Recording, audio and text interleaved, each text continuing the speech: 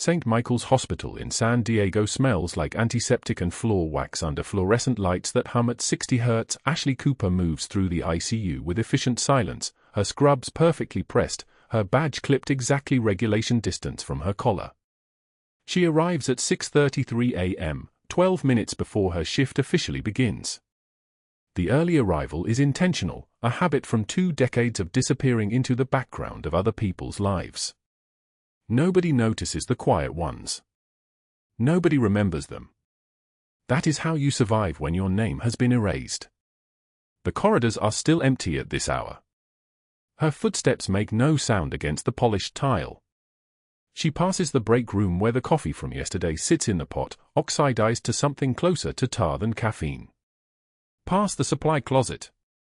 Past the locked records room with its walls of redacted files and confidential histories. She knows exactly where every camera stops watching, the blind spots in the hallway near the stairwell, the corner by the pharmacy window, the shadow behind the medication dispensary. Old knowledge. The kind you learn when disappearing is your job. At 5 feet 10 inches and 143 pounds, Ashley Cooper is the kind of woman people describe as a fit without really looking at her. The muscularity in her forearms isn't from CrossFit. The calluses on her palms aren't from CrossFit either.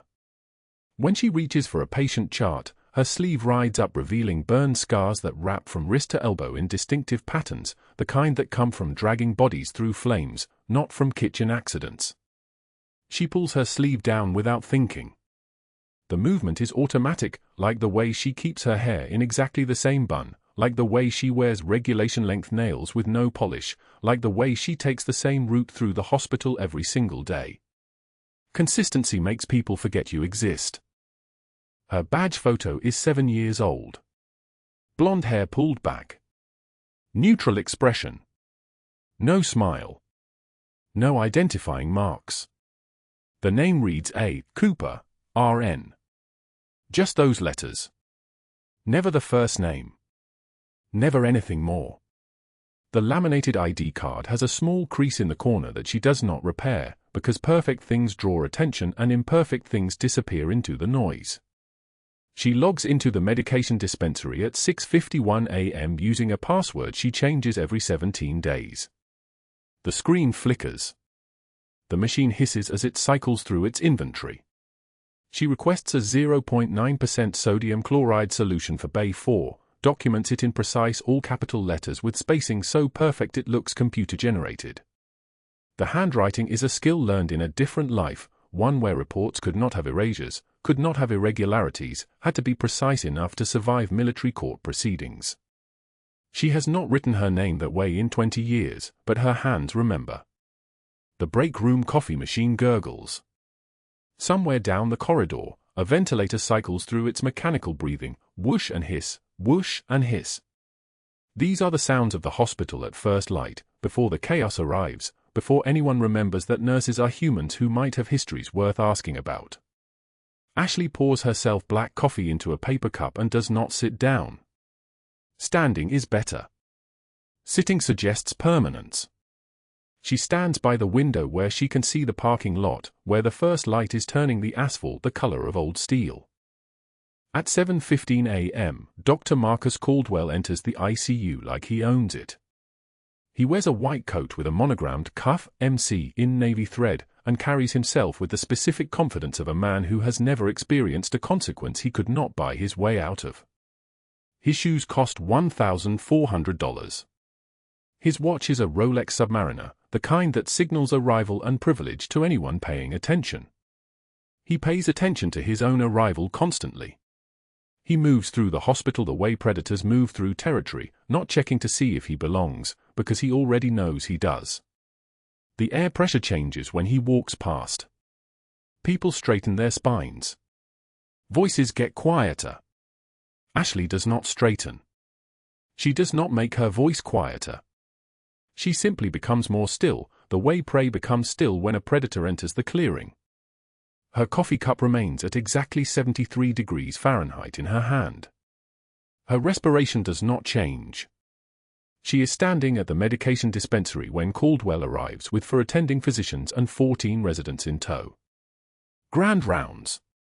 The weekly performance where Caldwell gets to be the smartest person in the room, which means someone else has to be the dumbest. Today, that person is wearing a blue scrub top with a small stain on the left shoulder from the fall line she placed at 11:43 p.m. the night before. Caldwell does not look directly at her at first. He is reviewing a patient chart, Bay 2, a 67-year-old male admitted with acute coronary syndrome. The chart notes are crisp, the interventions documented, the medications listed with times and doses. The handwriting belongs to someone named Dr. Raymond Torres. Caldwell nods at this chart and moves to the next one. Bay 3. A 42-year-old female, status post-hip replacement. The documentation is adequate. The orders are appropriate. The handwriting belongs to a PA from the morning shift. Then he arrives at Bay 4. The chart he picks up belongs to an 89-year-old patient with stage 4 renal failure and diabetic neuropathy. The nurse notes are comprehensive, fluid intake and output documented to the milliliter, medication administration times recorded to the minute, pain assessments charted every 2 hours with specific descriptions. The handwriting is perfectly uniform. The entries are detailed enough to satisfy a military inspector. The handwriting is Ashley's. Caldwell holds the chart up like it is evidence of a crime. This, he says, his voice carrying across the ICU without raised volume, the voice of someone who has never had to raise his voice because everyone listened the first time, is inadequate documentation. 14 residents and 4 attending physicians turn to look at the chart. Then at Ashley. Then back at Caldwell, waiting for him to explain what they are supposed to be seeing. The silence that follows is the kind that happens when people are waiting for permission to understand something they can see is false. The nurse here, Caldwell continues, still holding the chart, still not looking at Ashley directly, has noted pain assessment at 0200 hours as moderate, managed with current analgesia. But look at this entry at 0400. The pain is listed as a minimal. That is a contradiction. That is either negligence or incompetence. Perhaps both. He lowers the chart and finally lets his eyes rest on Ashley, standing motionless by the medication dispensary. We cannot have this level of carelessness in the ICU, can we? The residents do not know if they are supposed to answer. One of them, a third year with a beard and expensive cologne, makes a small noise of agreement. A nervous sound. Caldwell's eyes stay on Ashley for exactly 3 seconds. Long enough for everyone watching to know that this moment is intentional. Long enough for everyone to understand that this is not about chart documentation. This is a demonstration of power. This is a man establishing which direction the hierarchy points. Ashley sets her coffee cup down on the medication dispensary.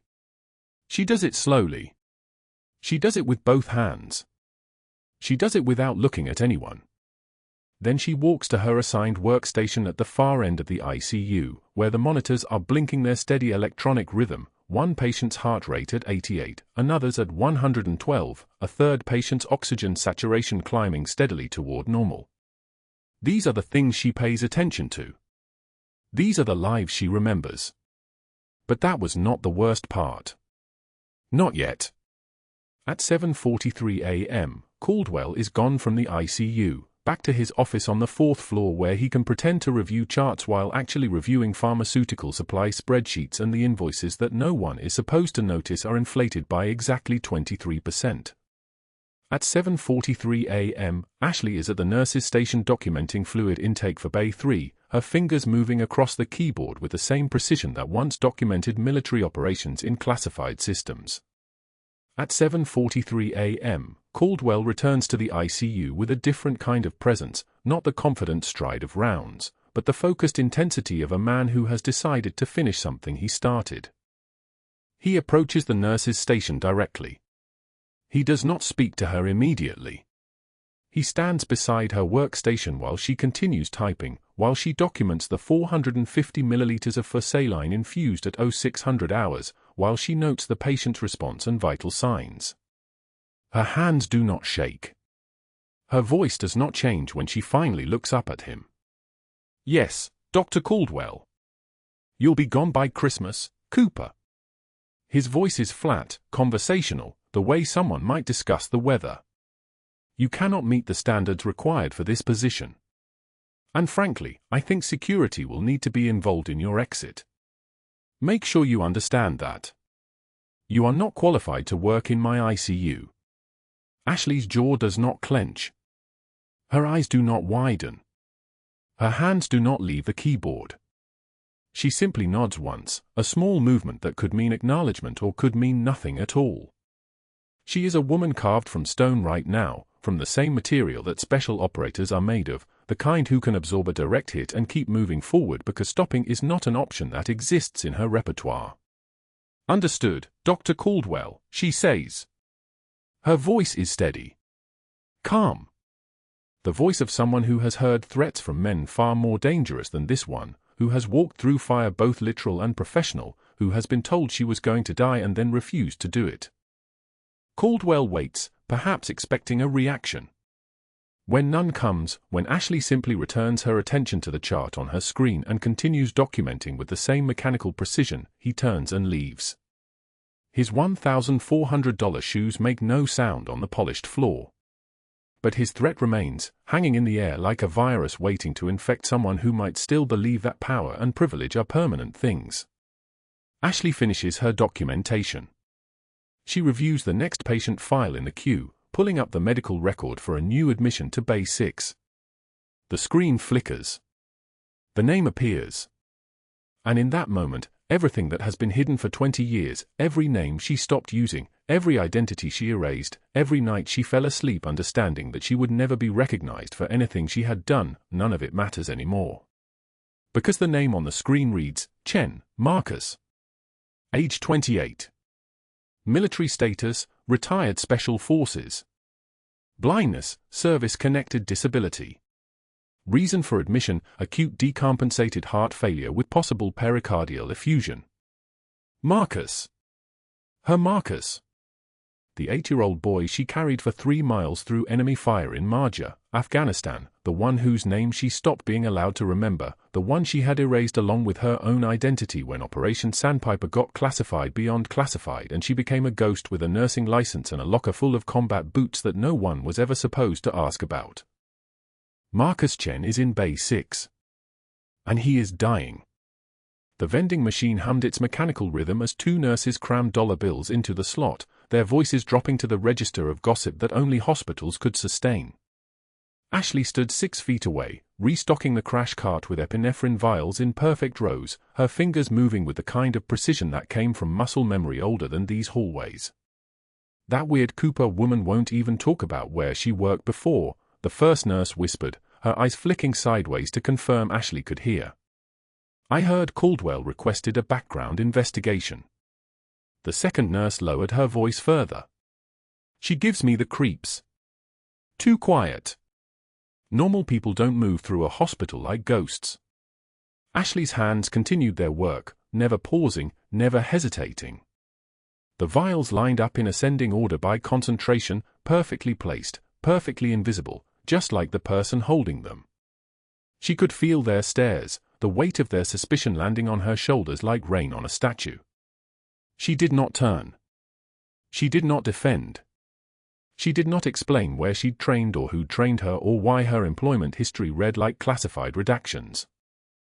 At 3 p.m., Caldwell found her at the nurse's station, his shadow falling across her keyboard like a threat made solid. He was still riding the high from this morning's grand rounds humiliation, still intoxicated by the sound of residents snickering at his jokes about her phantom documentation. But addiction requires escalation, and social cruelty had a ceiling. So now he was moving to the next stage, weaponizing the machinery of the institution itself.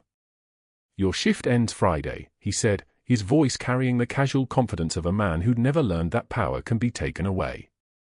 I've contacted the credentialing committee. I'm recommending immediate termination for fraudulent qualifications and inadequate medical record keeping. He placed a folder on her desk. Inside were copies of her notes, circled in red, with annotations in his handwriting, asterisk vague asterisk, asterisk unprofessional asterisk, asterisk inadequate star. None of it was true. Every note was precise enough to pass a medical legal review. But truth was irrelevant. He had institutional authority. She had nothing. You might want to consider resigning before Friday arrives, Cooper. Saves everyone the paperwork.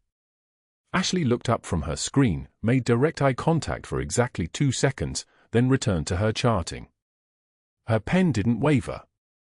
Her breathing remained steady, for counts in, for counts out, the cadence of someone who'd learned to compartmentalize pain decades before this office existed. "I'll revise the documentation, Doctor," she said, her voice the temperature of a San Diego autumn, cool, dry, entirely unremarkable. What Caldwell didn't see was the calculation happening behind her eyes. He didn't see her cataloging his voice patterns, his micro-expressions, the way his left hand trembled slightly with the adrenaline of bullying someone he perceived as defenseless. He didn't see that she was already 10 moves ahead, because the people who'd trained Ashley Cooper had taught her to play chess while everyone else was playing checkers. But that wasn't her problem right now. Right now, the problem was arriving by ambulance. The intake alert came through at 2,140 hours, Ashley's brain automatically noting the military time, a habit that 17 years of civilian life hadn't erased. Trauma admission, blast injuries from overseas, complex cardiac damage, bilateral vision loss. Special Forces veteran. The details arranged themselves in her mind like a pattern she'd memorized 2 decades ago and never forgotten. When she read the name Marcus Chen, 38, admit via ambulance, Bay 6, her hand stopped moving for exactly 1 full second.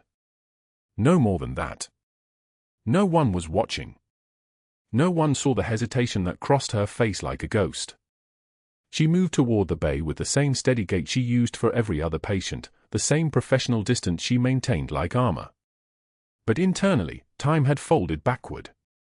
She was seeing an 8-year-old boy with terrified eyes, covered in ash and blood, his small hand grabbing her sleeve in a burning compound in Marja while IED shrapnel was still falling like deadly rain. She was hearing him whisper, "Thank you," in broken English. She was feeling the weight of him against her back as she carried him 3 miles through enemy fire toward the extraction point, taking 2 rounds in her back that her body armor had stopped, had stopped, barely, and feeling nothing except the need to get him to the medevac. Master Chief Petty Officer Ashley Cooper had been ordered to forget that boy existed when Operation Sandpiper was buried. She'd taken the oath of silence and buried it deeper than the operation itself. Now he was 38 years old, and he was dying. Marcus lay in Bay 6 with his head tilted slightly to one side, the way blind people learn to orient themselves to sound. His face was older, harder, scarred by trauma and time, but the bone structure was unmistakable, high cheekbones, the slight curve of his jaw, the nose that had been broken and reset correctly at some military hospital. His eyes were open, but they didn't track. Cataracts from the blast, probably, or scar tissue, or the kind of damage that made light irrelevant. A cardiac monitor traced his heartbeat in unsteady peaks, 94, 98, 102. Building toward something. A chest CT scan was already hanging on the monitor, pericardial effusion, fluid around the heart, pressing inward like a fist slowly closing. "You're safe here," Ashley said, her voice carefully neutral, professionally distant, the voice of a nurse to a patient. Nothing more. Nothing less. She approached his left side where she could start the 4 without his sightless eyes tracking her movements, a small mercy she'd learned to give to blind patients years ago. The mercy of not being stared at when you wanted to be unseen. He turned toward her voice, the way the blind do. "You sound like someone I used to know," he said, his voice rough from disuse or pain or both. "Long time ago." "Someone who?" He stopped himself. "Sorry. My mind's doing weird things. Blast injuries mess with your head." Ashley found his vein on the first try, the cubital vein swollen and accessible, a mercy. The 18-gauge needle slid in with a soft pop, and she secured the 4 catheter with practiced efficiency. "You're going to feel much better soon," she told him, still using the professional voice, still maintaining the armor. Not lying. Just simplifying the truth for someone who wasn't ready to hear the complicated parts. At the nurse's station, she pulled his full chart, and the details arranged themselves into a narrative she'd been dreading. The blast had damaged more than his vision. The explosion had created a pressure wave that slammed into his chest cavity, bruising the pericardium, the sac around his heart, and causing it to bleed internally. That bleeding was accumulating slowly, efficiently, like a clock counting down to cardiac tamponade. The fluid was already visible on the CT scan, 400 milliliters and building. She paged cardiology at 2200. They didn't call back. She paged again at 2245. At 2300, a resident named Chen, no relation to Marcus, called back. Pericardial effusion, Ashley said flatly. 400 mils and building. Patient is Special Forces veteran with blast injuries from Marja, 2019. Complex presentation. We're backed up, the resident said. 20 patients ahead in the queue. ETA to your unit is 3 hours, minimum. 3 hours. Marcus didn't have 3 hours. The fluid was building at the rate of 10 milliliters per hour. She could calculate that from the pattern on the monitor, which meant by 0300, maybe 0400, the pressure would be sufficient to compress his heart. At that point, cardiac output would collapse. Systolic pressure would drop. Brain perfusion would fail. He would code out. At 0100, Dr. Caldwell appeared at the unit, his movement suggesting he'd been summoned by something more than routine rounds. He reviewed Marcus's chart, his face moving through the expressions of a man calculating an institutional problem. High-risk patient. Likely to deteriorate. Likely to require heroic measures. Likely to sue if something went wrong. The equation was simple. This patient is too high risk for this facility, he announced. I'm recommending transfer to a level 1 trauma center. We don't have the resources. He didn't mention that the nearest level 1 was 40 minutes away by ambulance. He didn't mention that transfer was contraindicated for unstable cardiac patients. He was already closing the chart, already making the phone calls, already protecting himself from any possibility that this case might touch his insurance or his liability or his carefully maintained reputation. His cardiac function is declining, Ashley said, her voice flat, her statement a fact presented without emotion. Transfer will take 4 hours he doesn't have. Caldwell's eyes narrowed. He'd been waiting for insubordination, for the moment when she'd give him cause. Not your decision, Phantom. Your shift ends at 0700. I suggest you be gone before then, permanently. He said it softly, which made it worse. A threat delivered like a benediction. He walked away before she could respond. Ashley returned to Marcus's room in the hours before dawn, and she began to prepare. She moved through the supply room like a soldier gearing up for an operation nobody knew was coming. A thoracentesis tray was technically for pleural fluid, but the principle was identical to pericardiocentesis. You just needed different landmarks, different technique, different depth. She pulled supplies, 18-gauge needle, syringe, ultrasound probe, sterile drapes, antiseptic solution. She arranged them in the code cart, hidden beneath rolled bandages and empty packaging, the way someone hides ammunition when they know the ammunition is about to be outlawed. The rain started at 0400, hammering the windows of the ICU like applause for decisions already made. Ashley sat beside Marcus's bed in the darkness, watching his chest rise and fall, watching the cardiac monitor trace its unsteady peaks. His oxygen saturation was dropping, 98, 95, 92. His heart rate was climbing, compensating for the fluid pressing against his chambers like a hand slowly closing into a fist. In a few hours, 20 doctors would refuse him. Not because he lacked medical indication. Not because the procedure was contraindicated.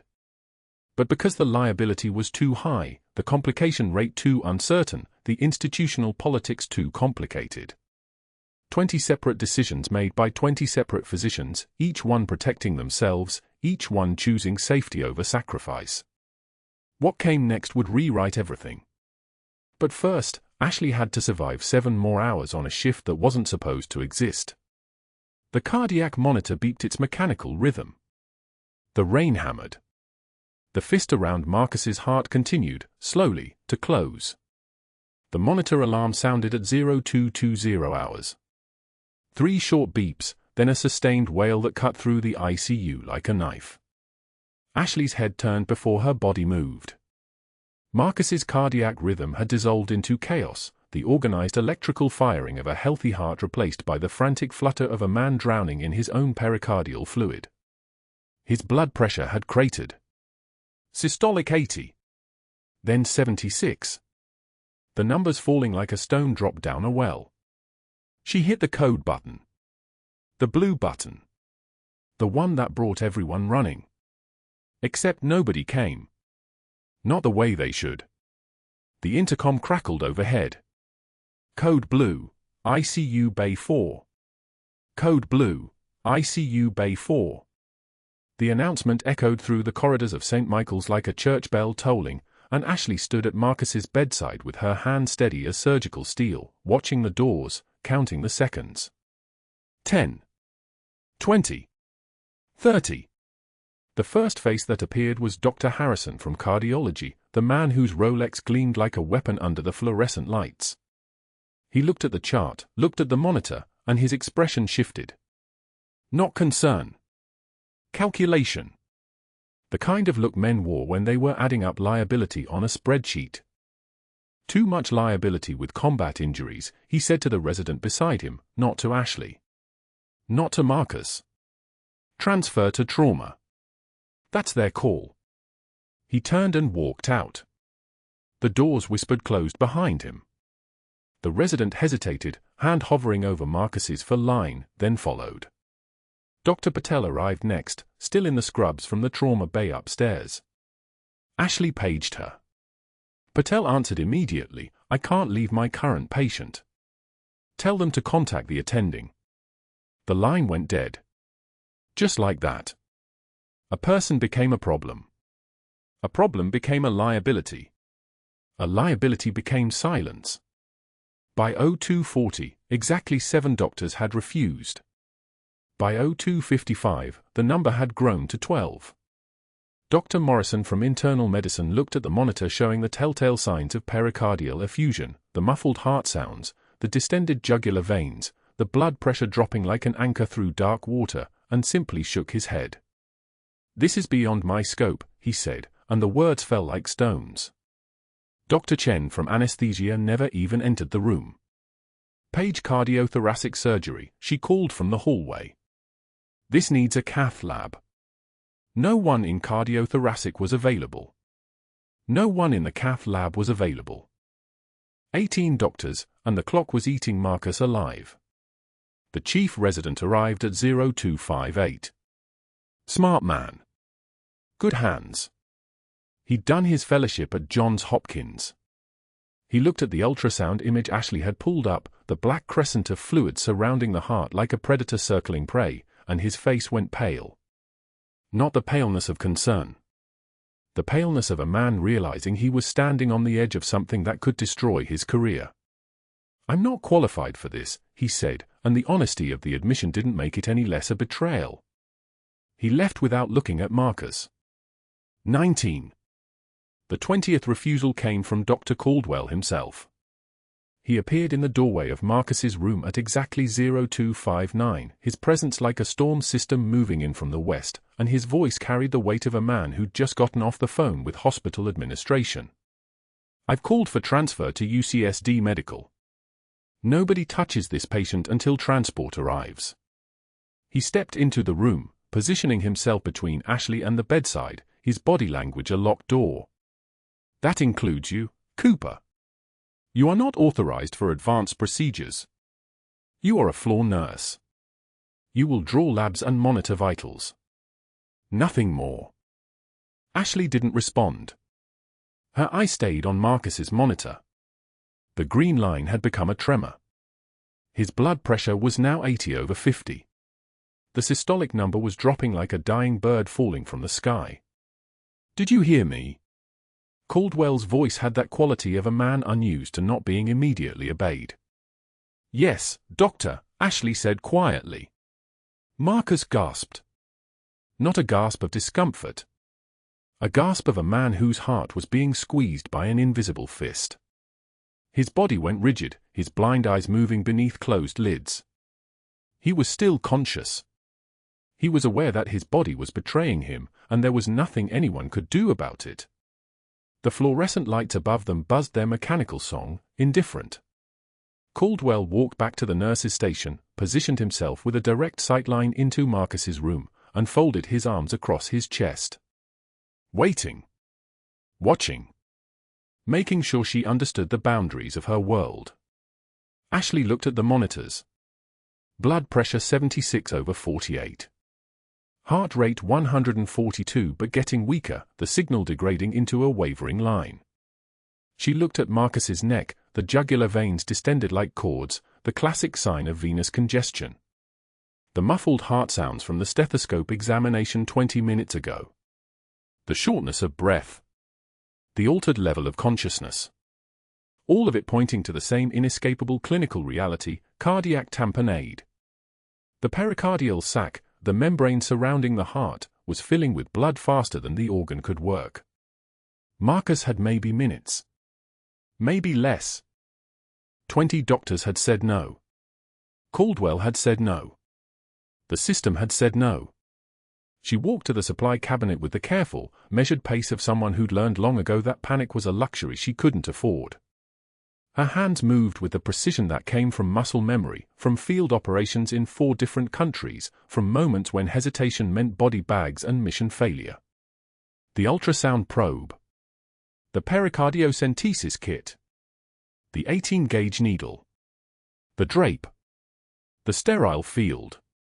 All of it went into her hands like weapons being loaded into a rack. Caldwell saw her. "Cooper, you're done." "Security." His voice cracked across the ICU like a whip. "You are finished. You understand me? Finished." She closed the door to Marcus's room. The click of the latch sounded loud. Definitive. The sound of a threshold being crossed. Behind her, she could hear Caldwell shouting for security, hear his footsteps moving toward her position, hear the door to Marcus's room being pulled open from the hallway as she was already turning back to the bedside, already positioning the ultrasound probe against Marcus's chest wall, already finding the black crescent of fluid that was killing him, already calculating the angle, the depth, the exact point between the ribs where the needle would slide in clean and true. "What are you doing?" Marcus's voice was weak, barely audible. "My job," Ashley said. Her hands moved on their own.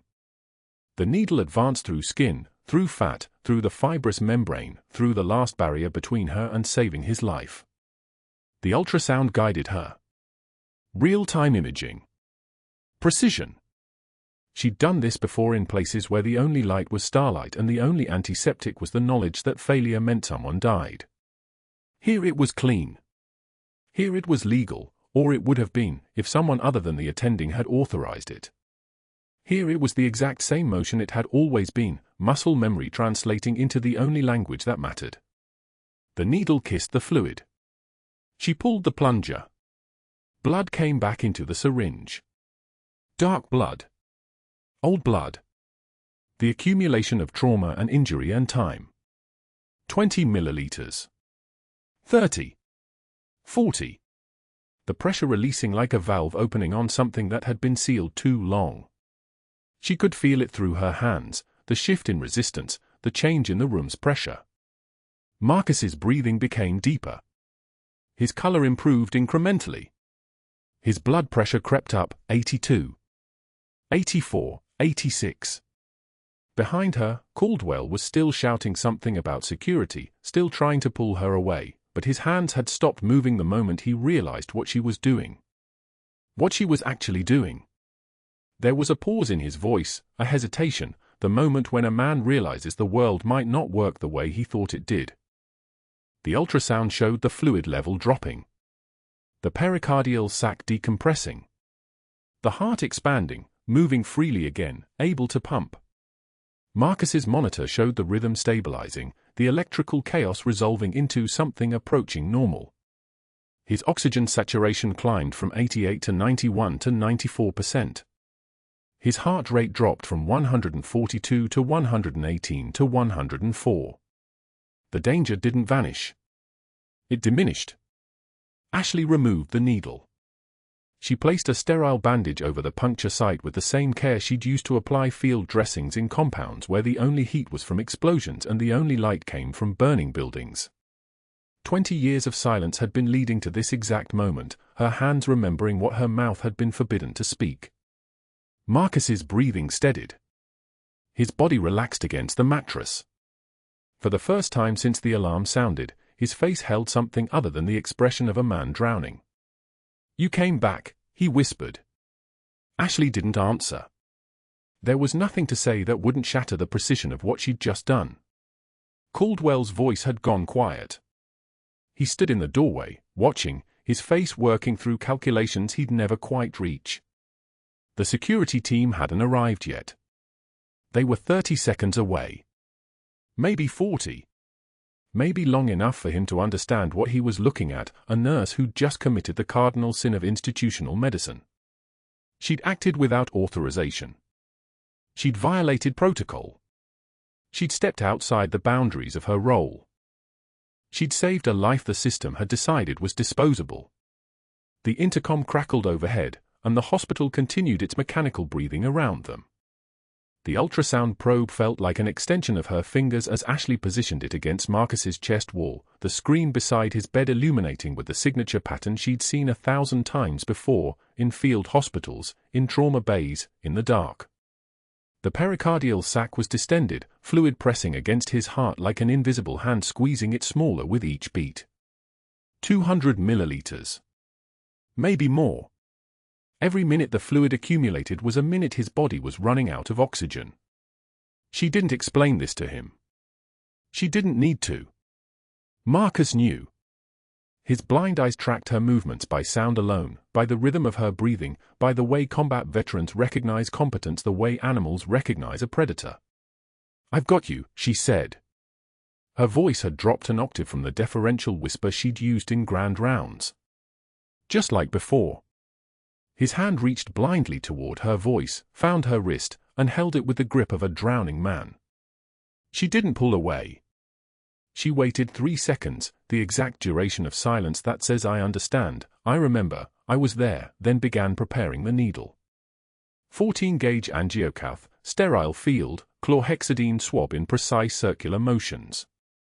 Her hands moved as if they belonged to someone else, someone who'd performed emergency procedures in compounds under fire, who'd worked by moonlight and flashlight in places where the sound of her own breathing was the loudest thing in the world. Muscle memory had a way of making ghosts real. The needle went in at the 4th intercostal space, just below Marcus's left nipple, angled toward his right shoulder at 45 degrees. She felt the resistance of skin, then the sudden give as the needle penetrated the fibrous pericardium. The syringe filled immediately, dark red blood, the color of rust, the color of pressure, the color of a life hanging by a thread. She aspirated slowly, methodically, 200 milliliters flowing into the syringe like water from a tap someone had finally opened. The monitor above his bed began to sing a different song. His blood pressure rose from the flatline 70/40 that had defined him for the last 30 minutes, a number that meant dying, that meant multiple organ failure creeping in like cold through a crack in a door. The systolic climbed, 85. 92, 100. His diastolic followed, 55. 62, 75. Color returned to his face like someone was turning up a dimmer switch inside his skin. The heart rate that had been hammering at 148 began to slow, to steady, to find the rhythm of life instead of the rhythm of desperation. The monitor's beeping became a song instead of a scream. "There," Ashley whispered. She removed the needle with the same precision she'd used to insert it, applied pressure with sterile gauze, and dressed the site with a 3x3 square and medical tape. Her hands were steady. Her breathing was steady. She documented everything in the patient chart in the exact notation style she'd been trained in 20 years ago: field observations, clinical impression, procedure completed, baseline vital signs restored. The handwriting looked military because it was military, each letter printed with the efficiency of someone who'd filled out casualty reports by flashlight. The clock on the wall read 0318 hours. The door to Marcus's room exploded inward at 0318 and 17 seconds. Dr. Caldwell entered first, his face the color of old paper, followed by two security officers whose radios crackled with the low static of a hospital about to devour one of its own. One of the officers had a faded tattoo on his forearm, 101st Airborne, the screaming eagle emblem of soldiers who'd also been ordered to do things in the dark. Their eyes met for exactly 1 second. He looked away first, ashamed. "You're finished, Cooper," Caldwell said. His voice had the pitch of someone whose power was evaporating and who was burning it all at once in a desperate gamble. "Don't move. Step away from that bed. Security, place her under immediate suspension pending investigation." Ashley turned to face him with the bedside chart in her hands. Her face was a blank page. Her pulse hadn't elevated. She looked at the security officer with the 101st Airborne tattoo and extended the syringe toward him, the one that held 200 milliliters of blood that had been compressing Marcus Chen's heart and was now keeping him alive. "Evidence," she said. One word. No emotion. No plea. No explanation. She placed her stethoscope on the counter beside the monitor. The movement was deliberate and final, the way you set down something you'd been carrying for so long you'd almost forgotten it was there. The conference room where Dr. Caldwell's termination case would be built stretched across the 4th floor of St. Michael's administrative wing, all glass walls and mahogany and the particular silence that comes with serious money making serious decisions. The chief of staff sat behind a desk the size of a compact car, his hands folded precisely on its surface. A hospital attorney in a $2,000 suit occupied the leather chair to his right. Dr. Caldwell stood at the window, arms crossed, the expression on his face somewhere between triumph and anxiety, the look of a man who'd just pulled the trigger and was waiting to see if the gun worked. At 0600 hours exactly, Ashley Cooper was summoned to this room. She arrived in scrubs still damp from the ICU, her badge already removed from her belt, her hair pulled back in a bun so tight it could cut glass. She didn't sit when invited to. She stood, the way someone stands in front of a firing squad, present but not participating, acknowledging what was about to happen without accepting its legitimacy. "Master Chief," the chief of staff began. "Ashley is fine," she said. The chief of staff blinked. Nobody called him out on formality. "Your employment is being terminated, effective immediately, under the following grounds: reckless endangerment, practicing beyond the scope of your nursing license, and fraudulent credentials." He slid a termination letter across the mahogany desk. The paper looked like it had been prepared hours ago, backdated and pre-signed, a formality waiting for a body to fill in. Dr. Caldwell's investigation has uncovered no verifiable employment history prior to your hire at St. Michael's 3 years ago. No references. No background. Your social security number traces back to a deceased individual from 1987. The attorney added, "The hospital is prepared to offer a severance package of 3 weeks' salary in exchange for a non-disclosure agreement. You saved the patient's life, which complicates things legally. But your methodology was reckless. You could have killed him." Ashley picked up the termination letter and read it without moving her eyes from the sentences, a scan, not a full read, the way someone reads something they've already committed to accepting. She signed her name on all 3 designated lines and placed the pen on the desk. Her former badge, still warm from her scrub pocket, followed. "Will that be all?" she asked. The chief of staff nodded, uncomfortable in the way that powerful men become uncomfortable when confronted with absolute composure in the presence of injustice. "You can collect your personal items and leave through the staff exit. Security will escort you." She turned and walked toward the door. "Cooper," Dr. Caldwell said. His voice had regained some of its edge, the particular viciousness of someone who'd gotten what they wanted and was about to enjoy it. "You were nothing before you came here. You'll be nothing after." She paused in the doorway. She didn't turn around. "Thank you, Doctor," she said, and something in those 3 words, the flatness, the absence of fear, the quality of absolute certainty, made Caldwell take a step backward. The parking garage at St. Michael's Hospital sits beneath the main structure, a concrete tomb lit by fluorescent strips that flicker at irregular intervals. Ashley's car was exactly where she'd left it 18 hours earlier, a 2004 Honda Civic with 201,000 miles on the odometer and a check engine light that had been glowing for 3 years. She'd bought it cash from a hospice nurse who decided to move back to Portland. It was reliable. It was invisible. It was nobody's.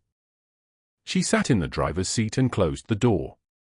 The interior smelled like coffee and the particular staleness of a vehicle that existed solely to transport someone from one place to another without leaving evidence.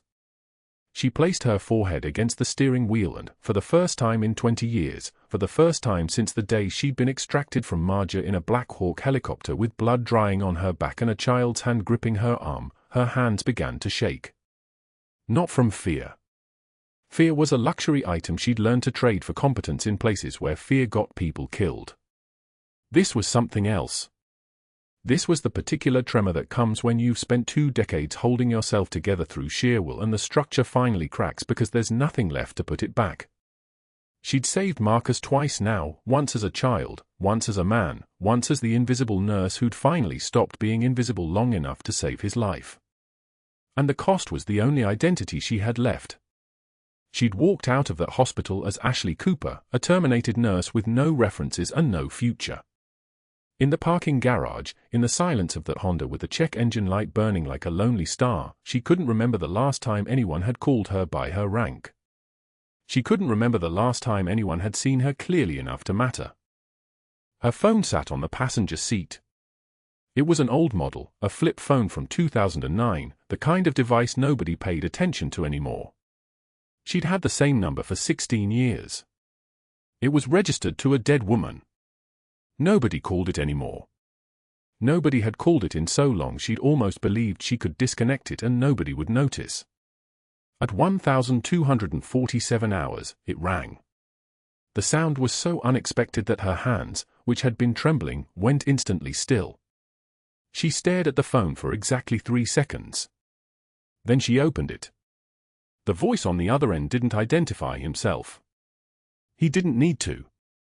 She recognized the tone, the cadence, the particular authority of someone accustomed to being obeyed. "Spectre 6, this is Phoenix Command," the voice said. "Stand by for classified briefing. A hospital board is about to convene to finalize your termination. General Martinez will appear on video call at 1,400 hours. You are to remain in position and monitor the situation. This is not optional. Acknowledge." Ashley's hand steadied completely. The trembling stopped as if someone had thrown a switch. She placed the phone against her ear and spoke in the voice she'd carried for 20 years before she'd learned to hide it under scrubs and deference. "Acknowledged, Phoenix. Standing by for 1,400 hours. Welcome back, Master Chief," the voice said. And somewhere in the parking garage, in the darkness under a hospital that had just fired her, Ashley Cooper finally stopped being invisible. The Chief of Staff's office was sterile. Fluorescent lights hummed their mechanical drone. 6 a.m. felt like a funeral. Ashley sat in the leather chair across from him, her ICU badge catching the cold glow, and he didn't meet her eyes as he read from a prepared statement. Reckless endangerment. Fraudulent credentials. Practicing beyond scope. His words landed like bullets she'd learned to absorb decades ago. She listened without flinching. When he finished, he slid a termination letter across mahogany. "Your final check includes 2 weeks severance. Security will escort you from the building." Ashley's jaw didn't clench. Her hands didn't shake. She unclipped her badge, the one that had hung around her neck for 4 years of invisible shifts, and placed it flat on his desk. The plastic clattered against wood like a spent shell casing. "I understand, sir," she said, her voice level as a cardiac monitor between heartbeats. She stood. He still wouldn't look at her. That was fine. Looking back wouldn't change anything. The parking garage was dim at 6:30 in the morning. Early light filtered through the concrete levels, casting everything in grayscale. Her car sat in the same spot it had occupied at midnight when she'd arrived for her shift, before Marcus. Before the pericardiocentesis. Before the choice that had just cost her the only life she had left. She got in, closed the door, and for the first time in 20 years, the walls came down. Her forehead pressed against the steering wheel. Her shoulders didn't shake. Her breathing didn't stutter. But something inside her, something she'd welded shut the day she disappeared into civilian medicine, fractured like old concrete under a sledgehammer. 20 years of silence. 20 years of eating alone, of living in a studio apartment with no photographs, of turning down promotions that would have asked questions about her background. 20 years of hands steady enough to save lives but not steady enough to build one. And for what? She'd saved Marcus twice. Once as a child in a compound in Marja. Once as a man in a hospital bed. Both times it had cost her everything. The vinyl seat was cold under her palms. The garage smelled like diesel and wet concrete and the metallic tang of rust on an aging structure. Rain had fallen overnight, she could smell it still, trapped in the shadows of this place. She reached for the key to start the engine, and her phone buzzed in her scrub pocket. Unknown number. Classified routing. She knew that number the way a bloodhound knows a scent. She'd called it once, 20 years ago, to tell them she was burying herself. They told her the line would stay open. Never use it. Never surface. Never be found. But they'd keep watching. In case she was needed. Her hand trembled as she answered. Not from fear. From recognition. Cooper. The voice was military. Not enlisted. Flag officer. Yes, sir. General Patterson, Joint Task Force. I'm seeing a termination order processed at your facility at 0612 this morning. Is that correct? She couldn't answer immediately. Yes, sir. And you performed an emergency pericardiocentesis on Marcus Chen, SEAL veteran, without authorization from the attending physician. The patient had 8 minutes of viable cardiac output remaining, sir. 20 physicians refused intervention. A pause. Long enough to hear her own breathing. You saved his life. Yes, sir. And they fired you for it. Yes, sir. His voice dropped like a steel door slamming. Stand by, Master Chief. We're mobilizing now. The call ended. The parking garage fell silent except for the rain resuming its percussion against metal. She sat in her car with her forehead against the wheel again, and this time it wasn't the weight of invisibility pressing down on her. It was the weight of being seen. The hospital board meeting had been scheduled for 9 a.m. Caldwell was presenting her termination as a necessary action to protect institutional liability. The CEO sat in an expensive suit. The hospital attorney spread insurance documents across a polished mahogany table. Caldwell stood at a podium with his briefing notes. He dressed carefully, tailored blazer, confident posture, the bearing of a man who knew how to work a room. He was explaining the risk profile of allowing unlicensed personnel to perform invasive procedures when the doors at the back of the conference room burst open. Ethan Cooper was 17 years old. He wore jeans and a hoodie, and he carried 2 things, a pair of worn combat boots, cracked leather darkened with age, and a shadow box made of black walnut. Inside the shadow box, medals caught the morning light. The CEO stood immediately. How did you get in here? Ethan ignored him. He placed the boots on the conference table, they rolled slightly, then stopped, and opened the shadow box so everyone could see. 4 silver stars caught the light like daggers. 1 bronze star. 2 purple hearts hanging from faded ribbon. A naval special warfare operator's insignia. That's my mom, Ethan said quietly. His voice didn't waver. He was Ashley's son. Spectre 6. The speakerphone on the table crackled. Everyone turned. The voice was hoarse, exhausted, but unmistakable. It came from a hospital bed 3 floors above them. Master Chief Petty Officer Ashley Cooper, Naval Special Warfare, Marcus said. She carried me 3 miles through enemy fire when I was 8 years old. Took 2 bullets doing it. 1 in her left shoulder. 1 in her right thigh. Never made a sound. Never put me down. And you people just threw her out for saving my life again. The silence was so complete you could hear the fluorescent lights hum overhead. A second call interrupted everything. Not a phone. An encrypted line routed through the Pentagon's communications hub. The hospital attorney's assistant answered. General Patterson, sir, you're on speaker. The voice that filled the room was military authority filtered through decades of command. Good morning. I'm reviewing the timeline from St. Michael's Hospital.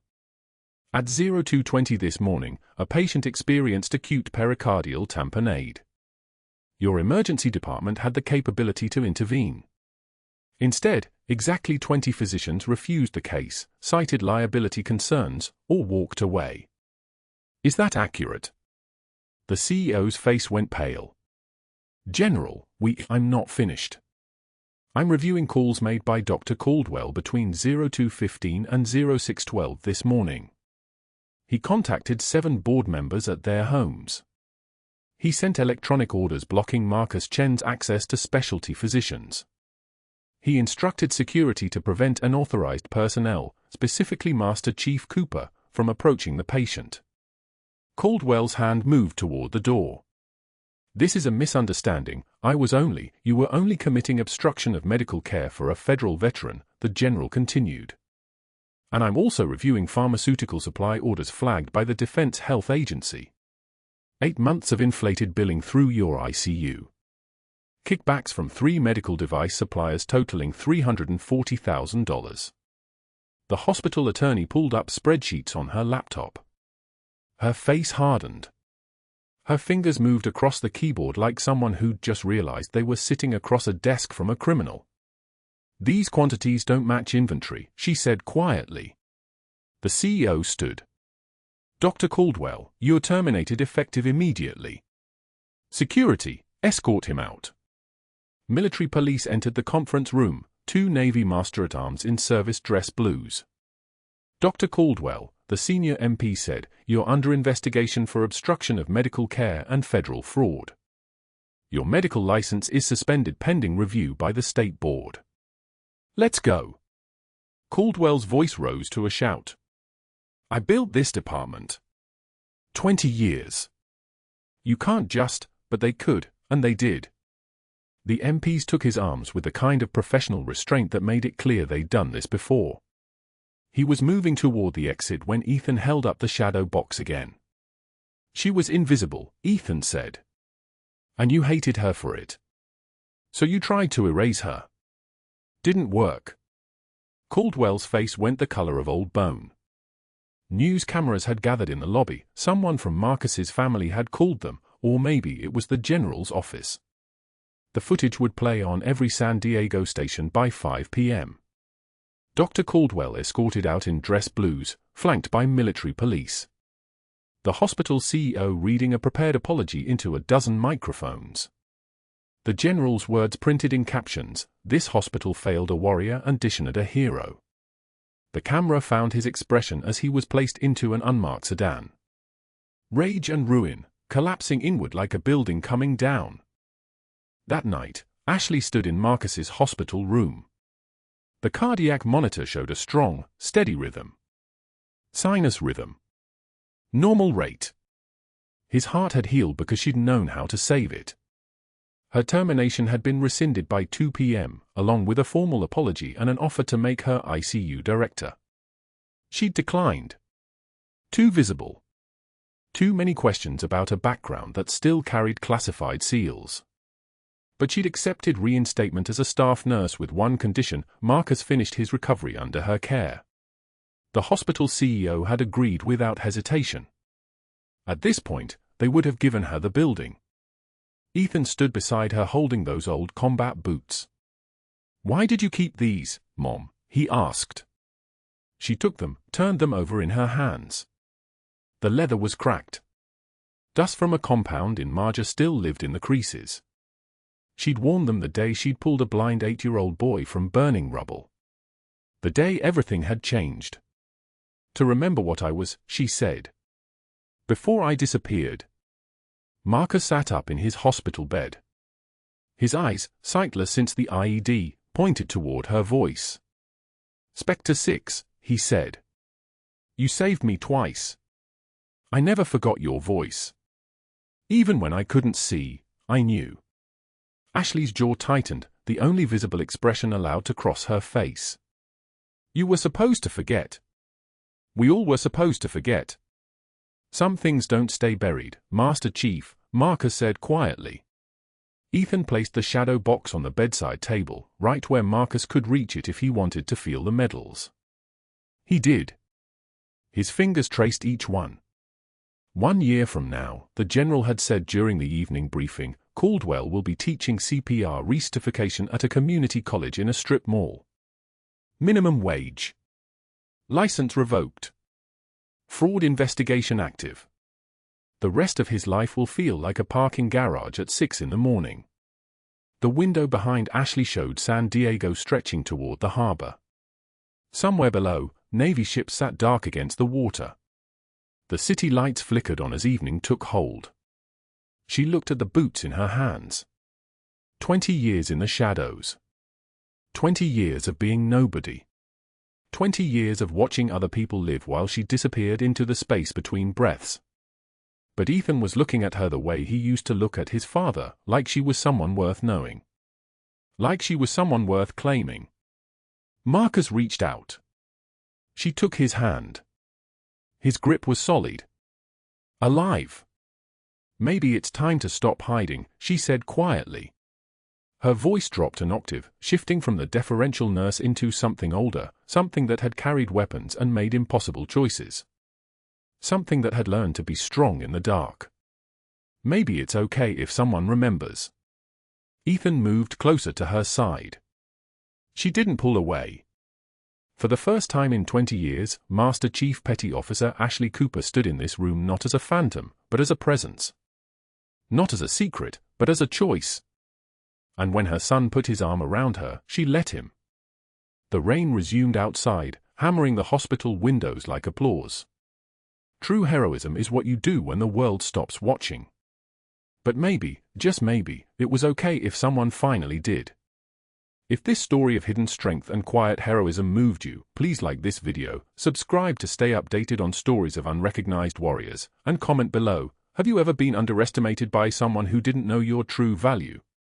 Share your story. Because there are heroes among us. Some push mops. Some save lives in the dark. And some wear their scars like medals until the world finally learns to see.